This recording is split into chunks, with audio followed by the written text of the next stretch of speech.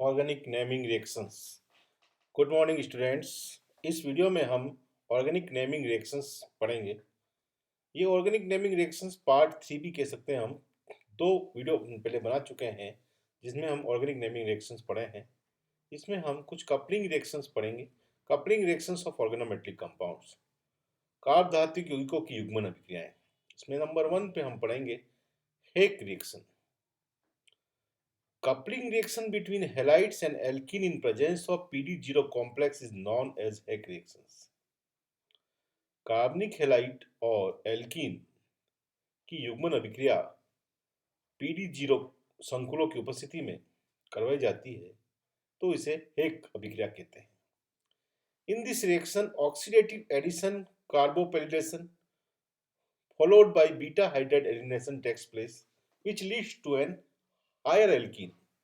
यानी कि इस अभिक्रिया में पहले ऑक्सीकारक योग होता है जिसे हम कार्बोपेरिडेशन कहते हैं, तथा उसके बाद बीटा हाइड्रोजन का हाइड्राइड के रूप में विलोपन होता है तथा हमें उत्पाद के रूप में उच्च alkene alkene obtained as a product. इस रिएक्शन में हम इन दिस रिएक्शन हैलाइड में भी एराइल रिएक्शन देखें, जैसे कि हम कह सकते हैं कि when RX react with R-CH double bond CH2 in presence of PD0 complex and base we obtain higher alkene plus HX।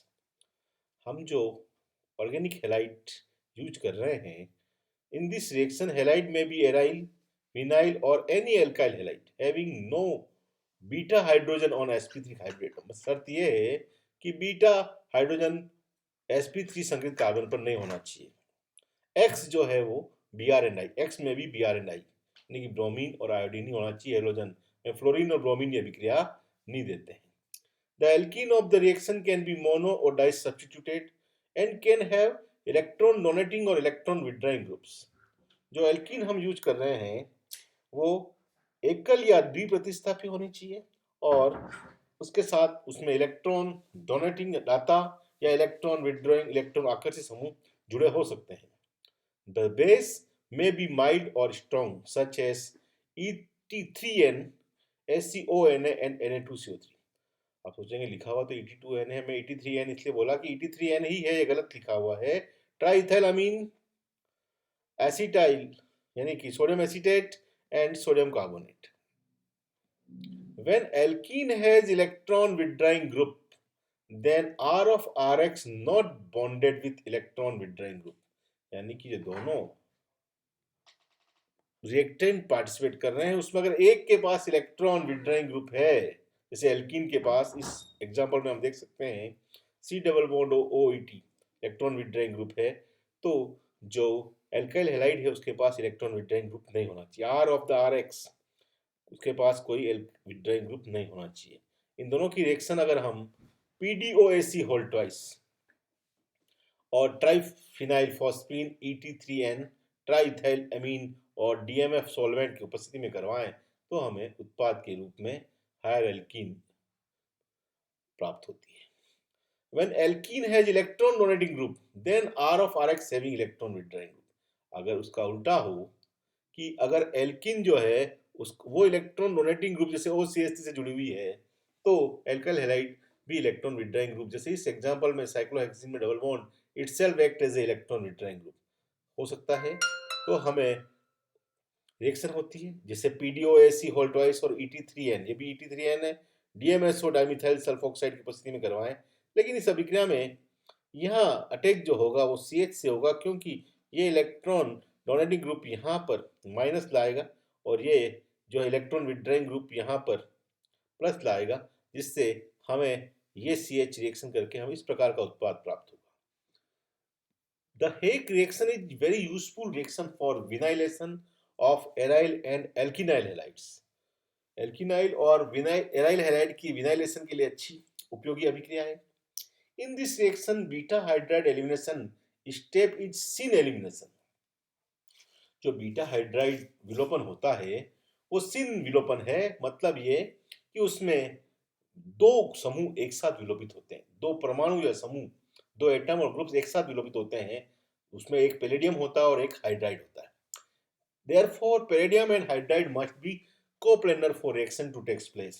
तब दोनों एक ही तल में होने आवश्यक हैं ताकि ये रिएक्शन हो सके।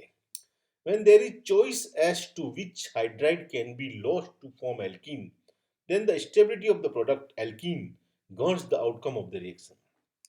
अगर किसी रिएक्शन में जो उत्पाद या प्रोडक्ट बन रहा है वो दो तरह का प्रोडक्ट बन सकता है, तो कौन सा प्रोडक्ट ज्यादा स्थायी होगा वो रिएक्शन उसी डायरेक्शन में होगी। जैसे अपन एक एग्जांपल देखें, जैसे RX when react with CH2 double bond CH2OH, ठीक है, PD0 और बेस की उपस्थिति में करवाएं तो हमें पहले अपन ने क्या कहा, ऑक्सीडेटिव कार्बोपेरिडेशन हुआ, एक कॉम्प्लेक्स बना। इसमें से हमें सब कुछ निकलने के बाद हाइड्राइड विलोपन कहा अपन ने, बीटा हाइड्राइड विलोपन, तो ये भी बीटा हाइड्राइड है और ये भी बीटा हाइड्राइड। अगर हम कहें कि ये हाइड्राइड विलोपित होता है तो हमें ये उत्पाद प्राप्त होता है, और ये हाइड्रोजन हाइड्राइड के रूप में विलोपित होता है तो हमें ये उत्पाद प्राप्त होता है। ये जो प्रोडक्ट है उसकी तुलना में ये प्रोडक्ट ज़्यादा स्टेबल है, क्योंकि इसमें डबल बॉन्ड OH के साथ ये एक इनोल रूप बना रहा है जो जनरली इसके स्टेबल कीटो रूप में चेंज होता है, इसलिए it is stable compound, it is unstable compound, so reaction takes place in this direction. ये हमने हेक रिएक्शन पढ़ी। अब हम कुछ क्रॉस कपलिंग रिएक्शंस के बारे में पढ़ेंगे।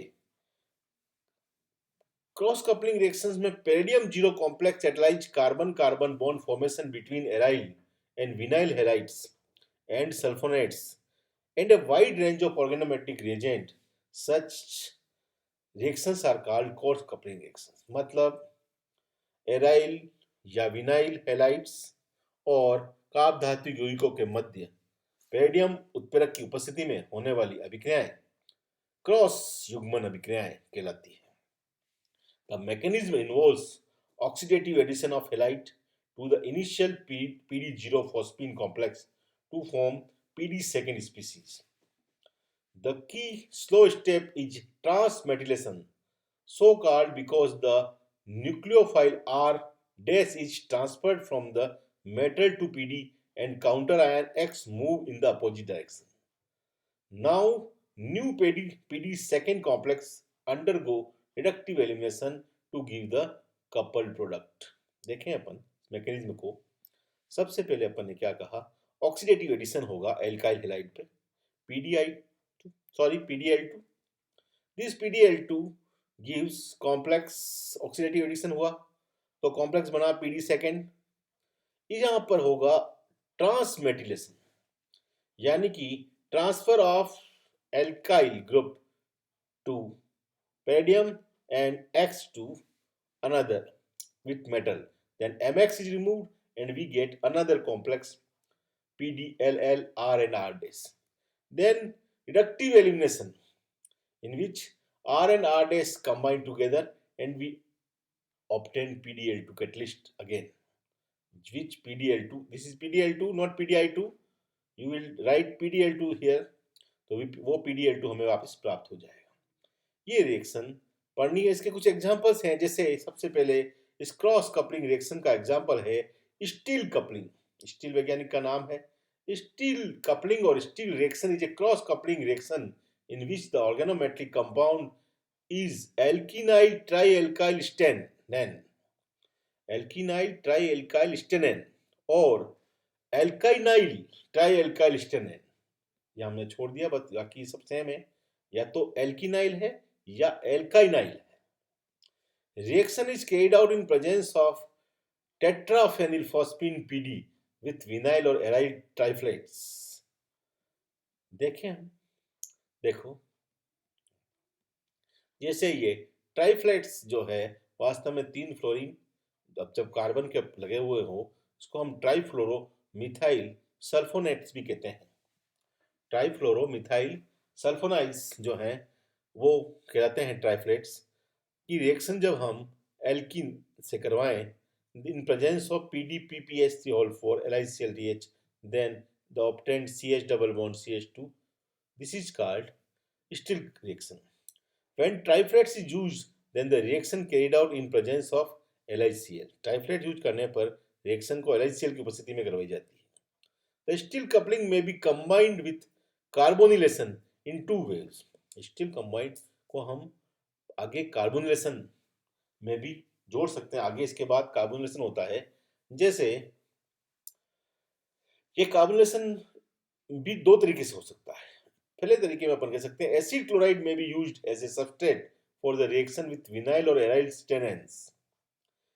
विनाइल और या फ्यूरेंस का स्टेनेंस लिया अपन ने, एसाइल क्लोराइड के साथ अभिक्रिया करवाई अपन ने इसकी, तो in presence of PdCl2 PPH3 THF then acylation of furan takes place.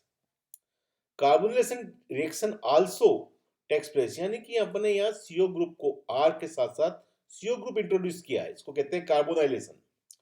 Insertion of CO group between carbon carbon is called carbonylation. Carbonylation reaction also takes place in the presence of carbon monoxide. यही reaction जैसे अपन ने alkyl halide लिया, यहाँ पे हमने स्टेनेन लिया और इन प्रेजेंस में PdPH3 और कार्बन मोनोऑक्साइड और ईथर की प्रेजेंस में करवाए, तो भी हमें बीच में CO इंजर्शन हो जाता है। The reaction proceed as follows. सबसे अपन मैकेनिज्म देख रहे हैं, एक तरह से आप कह सकते हैं अपन कि सबसे पहले क्या हो रहा है, alkyl halide PdL2 oxidative insertion, वही रिएक्शन मैकेनिज्म है जो अपन ने एक रिएक्शन में पढ़ा। लेकिन ये सेकंड स्टेप जो आ रही है वो CO लिगेंड एक्सचेंज हो रहा है, यहाँ अपन ने I को एक्सचेंज किया है CO से, कार्बन मोनोऑक्साइड से।